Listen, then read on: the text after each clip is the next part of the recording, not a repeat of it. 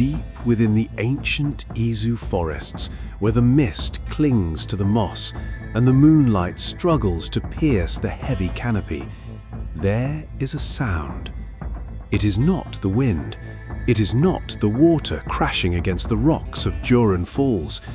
It is a lonely melody, a shamisen crying out in the dark. If you hear it, do not follow it. Do not look for the source of the sorrowful song, for beneath the silk robes of the weeping woman by the water, there is no skin, no warmth, and no mercy. There is only the hunger of 400 years. This is the legend of the Jorogumo. They say that beauty is the ultimate trap. In the folklore of Japan, this is not a metaphor, it is a biological imperative. Nature is filled with predators that camouflage themselves as leaves, as stones, as shadows.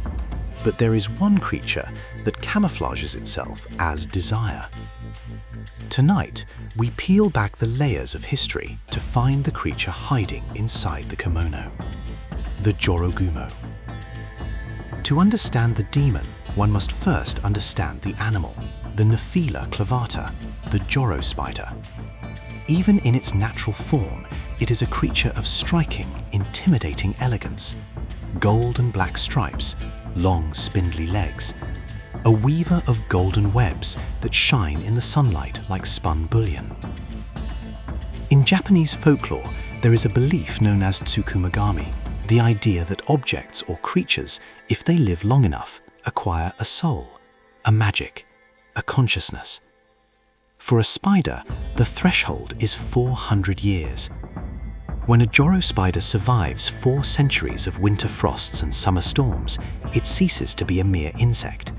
It grows. It changes. Its hunger evolves from the blood of dragonflies to the blood of men. It becomes a yokai, the Jorogumo, the binding bride. The metamorphosis is terrifyingly seamless. The creature does not merely grow in size, it gains the ability to shapeshift. It studies the prey. It understands that the most vulnerable part of a human man is not his throat, but his heart, his loneliness. And so the giant arachnid cloaks its chitinous exoskeleton in the illusion of soft skin.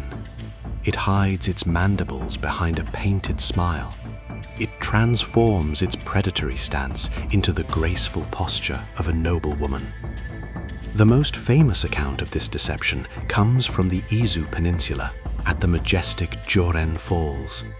The locals knew to avoid the waterfall after dusk. The roar of the water masked the sound of approaching death. But one day, a woodcutter, weary from his labor, rested by the basin. The mist was thick, creating a veil between the world of men and the spirit realm. Through the spray, he saw her, a woman of unearthly beauty, holding a shamisen. She did not speak. She simply played. The notes drifted across the water, bypassing the woodcutter's logic and seizing his will.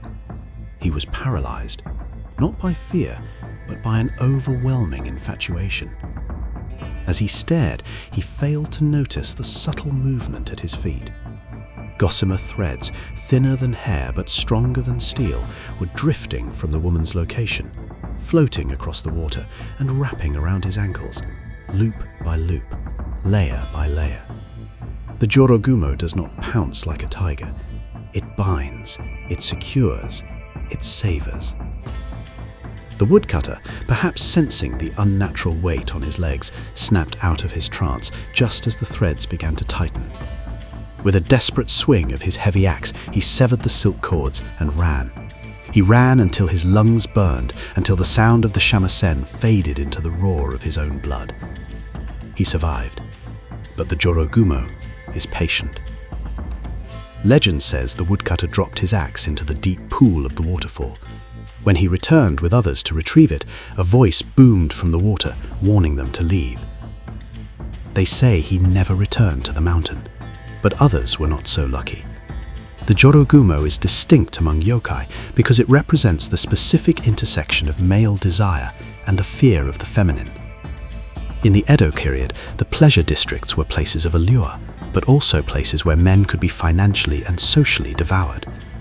The Jorogumo is the supernatural manifestation of this fear. A beautiful courtesan who lures you in, wraps you in her expensive silks, and leaves you as a hollow husk.